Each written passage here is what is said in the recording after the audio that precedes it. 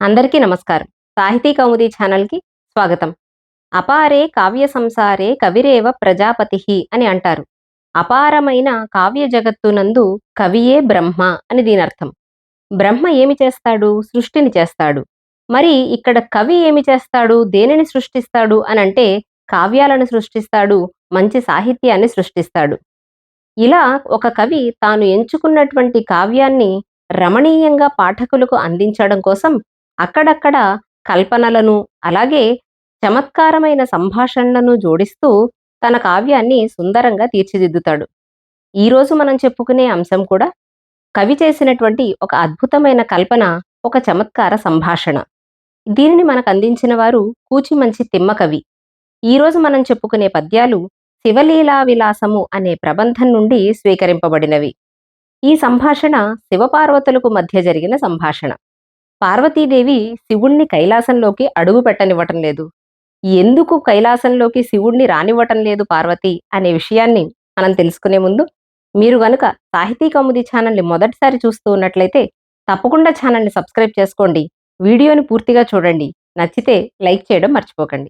ఇక విషయంలోకొస్తే, ఈ శివలీలా విలాసము అనే ప్రబంధము అర్జునుడు భీష్మాచార్యుల వారి వద్దకు వెళ్ళి, భీష్మాచార్యుల తల్లి అయిన గంగాదేవి గురించి నాకు పూర్తిగా తెలుసుకోవాలనుంది అని అడగడంతో ప్రారంభమవుతుంది. ఆ ప్రశ్నను పురస్కరించుకుని భీష్మ పితామహుల వారు గంగాదేవి చరిత్రనంతా కూడా చెప్తూ ఉంటారు. ఆ క్రమంలోనే గంగాదేవిని పరమశివుడు వివాహమాడ్డం అనే విషయాన్ని కూడా చెప్తాడు. ఆ సందర్భంగా పరమశివుడు గంగాదేవిని వివాహం చేసుకుని తిరిగి మళ్ళీ కైలాసానికి ప్రయాణమవుతాడు. అయితే అప్పటికే ఈ విషయం నారద మహాముని పార్వతీదేవికి చెప్పడం అవుతుంది. దానితో కోపానికి గురి అయిన పార్వతీదేవి కైలాసం యొక్క ద్వారాలను మూసివేయిస్తుంది. గంగాదేవితో ప్రయాణమైన పరమశివుడు కైలాసం దాకా వచ్చాడు. లోపలికి ప్రవేశించడానికి ద్వారాలు మూసివేసున్నాయి. అందుకని పార్వతీదేవిని ప్రసన్నం చేసుకోవడం కోసం ద్వారం ఇవతల నుండి పరమశివుడు మాట్లాడుతూ ఉంటాడు. ద్వారం అవతల లోపల ఉండి పార్వతీదేవి సమాధానాలు చెప్తూ ఉంటుంది. ఇది ఇప్పుడు మనం చెప్పుకునేటువంటి పద్యాల వెనకాల ఉన్న నేపథ్యం. ముందుగా పరమశివుడు మాట్లాడుతున్నాడు పార్వతీదేవితో. ఏమంటున్నాడు అంటే, నీలకంఠుండనే హరి నీలవేణి నీ చెలిమి కోరుకొని వచ్చి నిలిచినాడా అన్నాడట పరమశివుడు. నీలకంఠుండనే, నువ్వు ఎవరో అనుకుని తలుపులు మూయించేశావేమో. నేను వచ్చింది నీలకంఠుణ్ణి అంటే పరమశివుణ్ణి. ఇంకెవరైనా వస్తారనుకుని పొరపాటున తలుపులు మూయించేశావేమో. తలుపులకు బయట ఉన్నది నేను సుమి అని చెప్పడం కోసం నీలకంఠుండనే హరి నీలవేణి, ఓ నీలవేణి, వచ్చింది నీలకంఠుడు. ఎందుకోసం వచ్చాడో కూడా పరమశివుడు చెప్తున్నాడు. నీ చెలిమి కోరుకొని వచ్చి నిలిచినాడా, నీ స్నేహాన్ని కోరుకుంటూ నీ దగ్గరికి వచ్చాను, వచ్చింది నీలకంఠుడు, నేనే నీలకంఠుణ్ణి అని చెప్పాడట పార్వతీదేవితో పరమశివుడు. అప్పుడు లోపల నుండి పార్వతీదేవి సమాధానం చెప్తుంది కదా, ఔరా మేల్ నీలకంఠుడవైతివేని కేకలిడు కొంచు వేగంబే గిరికి చనుము అనందట పార్వతీదేవి. ఔరా, అవునా, వచ్చింది నీలకంఠుడా, నీలకంఠుడే అయితే గనక నీలకంఠుడవైతివేని, ఒకవేళ వచ్చింది నీలకంఠుడైతే కేకలిడు కొంచు వేగంబే గిరికి చనుము, వేగంగా ఇక్కడి నుంచి కేకలు పెట్టుకుంటూ నువ్వు కొండల్లోకి వెళ్ళిపోవచ్చు, ఇది నీ స్థానం కాదు అని చెప్పిందట పార్వతీదేవి. అదేమిటి, వచ్చింది నీలకంఠుడు అని చెప్తే పార్వతీదేవి ఇలా మాట్లాడుతోంది అని అనిపిస్తుంది మనకి. ఇక్కడ మనం ఏమర్థం చేసుకోవాలి అంటే, నీలకంఠము అనే శబ్దానికి నెమలి అనే అర్థం ఉంది. కాబట్టి వచ్చింది, ఓహో నెమలి కదా వచ్చింది, నీకిక్కడేమీ పని లేదు, కేకలిడు కొంచు, అలా అరుచుకుంటూ అరుచుకుంటూ వేగంబె గిరికి చనుము, వేగంగా కొండల్లోకి వెళ్ళిపో, నీకిక్కడ పనేమీ లేదు అని చెప్పిందట పార్వతీదేవి. వెంటనే పరమశివుడు అంటున్నాడు కదా, క్రీడా కిరాతుడను నే చేడియా, అయ్యో నెమలనుకుంటున్నావా, నెమలి కాదు, వచ్చింది నేను కిరాతుడను, క్రీడా కిరాతుడను అని చెప్పాడు. కిరాతుడు అంటే ఇక్కడ వేటగాడు అని అర్థం. ఏమిటి, ఏ రకంగా వేటగాడయ్యాడు శివుడు అనంటే, అర్జునుణ్ణి పరీక్షించడం కోసం తాను కిరాతుడిగా మారి ఒకే పందిని ఇద్దరూ కొట్టడం, దాని గురించి వాదోపవాదాలవ్వడం, శివుడికి అర్జునుడికి మధ్య యుద్ధం జరగడం, ఆ తరువాత పాశుపతాస్త్రాన్ని పరమశివుడు అర్జునునికి ప్రసాదించడం ఇదంతా ఒక ఘట్టం. ఆ సందర్భంగా కిరాత వేషం ధరించాడు పరమశివుడు. ఆ సమయంలో నువ్వు కూడా వచ్చావు కదా, నువ్వు ఉన్నావు కదా, క్రీడా కిరాతుడను నే చేడియా, నేను వచ్చింది కిరాతుడను అంటే మళ్ళీ పరమశివుణ్ణే నేను వచ్చింది అని చెప్పుకుంటున్నాడు ఇంకొకసారి పరమశివుడు. అప్పుడు దానికి సమాధానంగా పార్వతీదేవి అంటుంది కదా, అటులైన నీవు జింకలు పులులున్ క్రోడంబులు గల అడవికి కోడిమితో వేటలాడ పొమ్మానెమ్మిన్ అని అంటుంది పార్వతీదేవి. ఓహో! వచ్చింది వేటగాడా? మరైతే వేటగాడికి ఇక్కడ పనే ఉంది. అటులైనా అలా అయితే గనుక నువ్వేం చెయ్యాలి? నీవు జింకలు, పులులున్ క్రోడంబులు గల అడవికి జింకలు, పులులు, క్రోడములు, పంది అదే వేటాడానని చెప్పుకుంటున్నావే, ఆ పందులు ఇవన్నీ కూడా తిరుగాడే ఏ అడవైతే ఉంటుందో ఆ అడవికి కోడిమితో వేటలాడ పొమ్మానెమ్మిన్, నీకున్న పరాక్రమంతో వేటాడడం కోసం అలా అడవులకు కదా వెళ్లాల్సింది, నువ్వెక్కడికెందుకొచ్చావు? పొమ్మానెమ్మిన్, అక్కడికే వెళ్ళు నువ్వు అని చెప్పింది పార్వతీదేవి. దానితో పరమశివుడు లాభం లేదనుకుని మళ్ళీ ఇలా మాట్లాడడం మొదలుపెట్టాడు. అబల నే పశుపతి అని అన్నాడు. నేను పశుపతిని అని చెప్పాడు. చెప్తే వెంటనే పార్వతీదేవి అహహ నీవట్లైన ఆలమందకు రంకెలడరజనుము అని అంది. నేను పశుపతిని, నీకు తెలీదా ఆ విషయం? వచ్చినటువంటి వాణ్ణి పరమశివుణ్ణి, తలుపు తీయి అని అడుగుతున్నాడు. అడిగితే అప్పుడు పార్వతీదేవి అహహా అంటే ఓహో వచ్చింది పశుపత, నీవు అట్లయినా ఒకవేళ పశుపతే అయితే గనుక ఆలమందకు రంకెలడర జనుము, ఆవుల మంద రంకెలు వేయకుండా వాటిని అదుపులో పెట్టడానికి కాపరిగా అంటే గోవులు కాచుకునేవాళ్లాగా ఉండాలి కదా, అది కదా నీ పని, ఆ పని చేయడానికి కదా నువ్వు వెళ్లాల్సింది. ఆలమందకు రంకెలడర జనుము అంటే గోవుల్ని కాచుకో, ఇక్కడ నీకు పనే ఉంది అని చెప్తోంది పార్వతీదేవి. మళ్ళీ వెంటనే పరమశివుడు పట్టు వదలకుండా ఇంకా ప్రయత్నం చేస్తున్నాడు. ఏమంటున్నాడంటే తరువాత స్థాణుడ నేను కంజాతాక్షి అని చెప్తున్నాడు శివుడు. వచ్చింది స్థాణుడు, స్థాణుహు అంటే శివుడు అని అర్థం.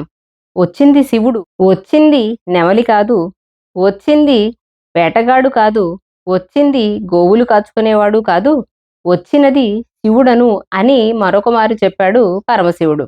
దానికి సమాధానంగా లోపల నుంచి పార్వతీదేవి అబ్బబ్బా మోడు మాట ఆడుట చూడమెందు అనంది. ఆహా అవునా, వచ్చింది స్థాణుడా? స్థాణుడైతే అబ్బబ్బా మోడు మాట ఆడుట చూడమెందు. మోడు స్థాణు శబ్దానికి మోడు అనే అర్థం కూడా ఉంది. ఎక్కడైనా మోడు మాట్లాడుతుందా? మోడు మాట్లాడడం ఎక్కడైనా చూసావా? కాబట్టి తలుపు తీయాల్సిన అవసరం లేదు అని చెప్పింది పార్వతీదేవి. వెంటనే పరమశివుడు మళ్ళీ మాట్లాడడం ప్రారంభించాడు. ఈసారి ఏమని చెప్తున్నాడు? పురసంహరుడ నేను కొలతి అని చెప్పాడు. దీనికి ఇంక తిరుగులేదనుకున్నాడు పరమశివుడు. పురసంహరుడా, త్రిపురాసుర సంహారం చేసిన వాడిని, ఇంకెక్కడా కూడా దీనికి వేరే అర్థాలు తీయడానికి అవకాశం ఉండదు అని అనుకుని పురసంహరుడ నేను కొలతి, వచ్చింది పురసంహారం చేసినటువంటి వాడు అని చెప్పాడు పరమశివుడు. దానికి పార్వతీదేవి అంటుంది కదా, నీవట్లైన మా వీట నుండక మరలి పొమ్ము. అవునా, వచ్చింది నిజంగా పురసంహరుడా? పురసంహరుడే అయితే గనక మా వీట నుండక మరలి పొమ్ము, నువ్వు మా వీటిలో ఉండడానికి అవకాశమే లేదు, మరలి పొమ్ము, వెళ్ళిపో అని చెప్తుంది. ఎందుకు అంటే పురసంహరుడు అంటే పురాన్ని నాశనం చేసేవాడు అనే అర్థం తీసుకుంటే, అమ్మమ్మో ఇలాంటి వాడు మా పురంలో ప్రవేశిస్తే మా పురానికి చేటు కదా, అందువలన నువ్వు అసలిక్కడ ఉండకూడదు, మా వీట నుండక మరలి పొమ్ము, ఇక్కడ ఉండకుండా తొందరగా వెనక్కి వెళ్ళిపో అని చెప్పింది పార్వతీదేవి. సరే, తర్వాత మళ్ళీ మాట్లాడుతున్నాడు పరమశివుడు. పన్నగధరుడను పడతి అని చెప్పాడు పరమశివుడు. పన్నగములు అంటే పాములు అని అర్థం.